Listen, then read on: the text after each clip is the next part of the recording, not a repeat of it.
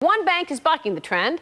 Raymond James has not marked down a penny of its fixed income assets so far. The company releasing its second quarter earnings as we speak. We're going to have the numbers on a first on CNBC. Breaking news while we talk with him. Thomas James, my guest, Chairman and CEO at Raymond James. Mr. James, nice to have you on the program. Welcome back to Closing Bell. Glad to be here, Maria. How was the quarter? The quarter, in light of the difficulties that you just mentioned, was actually excellent. We managed a 9% increase in gross revenues and an 11% increase in net revenues. And earnings were flat, which is a relief from some of these bad reports that we're reading about as a result of subprime write-offs and related losses. How do you find that you have been able to escape some of the upset in the sector? How have you done it?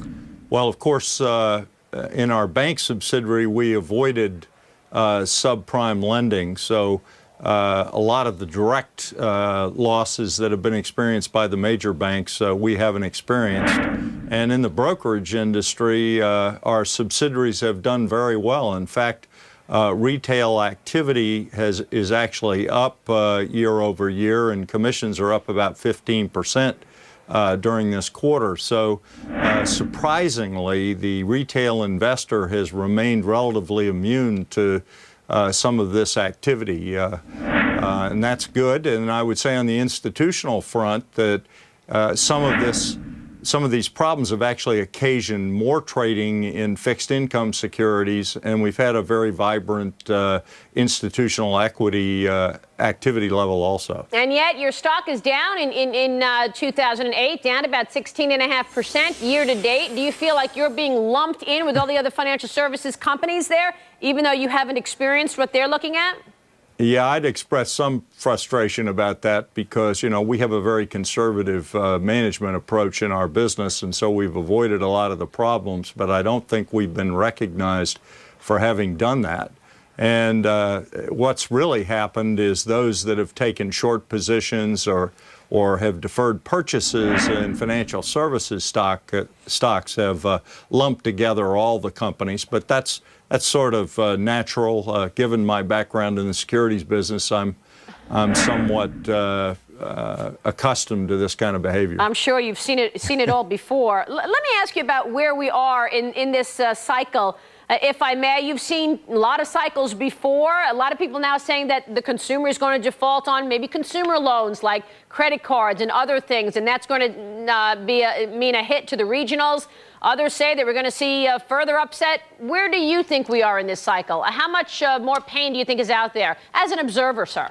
Well, on the bank side, I would describe that we've sort of passed the nadir of the problem, the low point, and we are on a slow recovery. And the reason that there will be more losses related to not only subprime lending but to other lending, as you've seen with equity loans, et cetera, is that banks typically recognize their losses when some sort of major deterioration has occurred with respect to that loan, like it's stopped paying or some other impairment has occurred. So a lot of the losses actually are deferred over a long period of time. But I still think that the majority of the losses have occurred. And on the brokerage front, the major firms, I would have thought, would have experienced almost all of their write-downs since they marked to market. I wonder what the implications long-term of this will be, like perhaps more deal-making, maybe acquisitions in your sector, you think? Well, I think there's no doubt that the weaker firms are going to start becoming acquired, that a lot of the brokers, for example, in the securities industry, that have been affiliated with companies with problems or looking for new homes. So it is a traumatic event, and it will have repercussions that hopefully will actually benefit someone with more stability like our Mr. James, good to have you on the program. We so appreciate it. Thank you very much. Glad to be here with you. And thank you so much for breaking the news right on the show. Earnings 50 cents a share, revenue $691 million at Raymond James. Back in a moment.